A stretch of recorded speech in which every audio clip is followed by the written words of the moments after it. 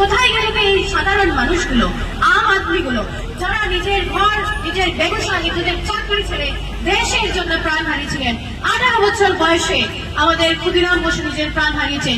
কনকলতা বড়ুয়া, সে হাজার এক্সাম্পল আছে আমাদের হাতে। ভগৎ সিং, এরকম মানুষরাও নিজের প্রাণ হারিয়েছিল এই দেশের জন্য। তাই আমরা দেখিয়েছি যে মহাত্মা গান্ধীর সাথে ক্রমান্বয়ে ধর্ম, বর্ণ, জাতি নির্বিশেষে, লিঙ্গ নির্বিশেষে সমাজের প্রত্যেক প্রকারের নিচে থেকে বড়, শ্রমিক থেকে নিয়ে সবাই এসে এই স্বাধীনতা সংগ্রামে যোগদান দেওয়ার ফলে আজ আমরা এই মুক্ত আকাশে নিজেদের স্বাধীন বলে বসবাস করতে পারছি। তাই আমাদের একটি ছোট্ট একটি প্রয়াস ছিল, আমরা সেটা তুলে ধরার চেষ্টা করেছি আপনাদের সম্মুখে।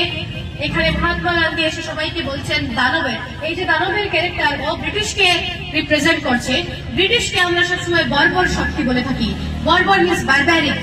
ওরা নিজেদেরকে বলে সিভিলাইজ। যদি ওরা সিভিলাইজ হতো তাহলে ওরা একটি দেশকে এসে শাসন করতো না। আমাদের ভারতের সেনাবাহিনী পৃথিবীর মধ্যে তৃতীয়তম বৃহত্তম, তবুও আমাদের ইতিহাস পাল্টে দেখুন, কোন দেশকে আমরা আজ পর্যন্ত আক্রমণ করিনি। এত বৃহৎ সেনাবাহিনী, আজ সেই সেনারা এই বর্বর শক্তির হাতে মার খেয়েছে। কিন্তু যখন সব ভারতে একত্রিত হয়েছে তখন সেই বর্বর শক্তিকে আমরা একত্রিত হয়ে উপড়ে ফেলতে পেরেছি।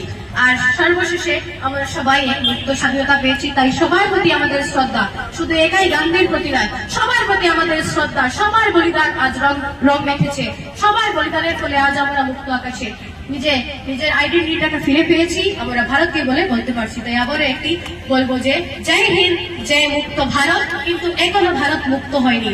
আমরা এখনো একটি জিনিসের শৃঙ্খলে বাঁধা আছে, সেটি হচ্ছে অশিক্ষা। আমরা এখনো অন্ধকার আর কুসংস্কারের ভিতরে আছি। এই কুসংস্কারকে শুধুমাত্র মারতে হলে আমাদের সবচেয়ে বড় শিক্ষা, সবচেয়ে বড় অস্ত্র হচ্ছে শিক্ষা। এই শিক্ষা কে দিতে পারে? একটি স্কুল। তাই অ্যাক্সেস গ্লোবাল স্কুলের প্রয়াস থাকবে সমাজের এই শিক্ষাকে সমাজের মেরুদণ্ড বানাতে। সমাজের মেরুদণ্ড হচ্ছে শিক্ষা, সেই শিক্ষাকে দেওয়ার চেষ্টা আমরা চালিয়ে যাচ্ছি। ধন্যবাদ। জয় ভারত।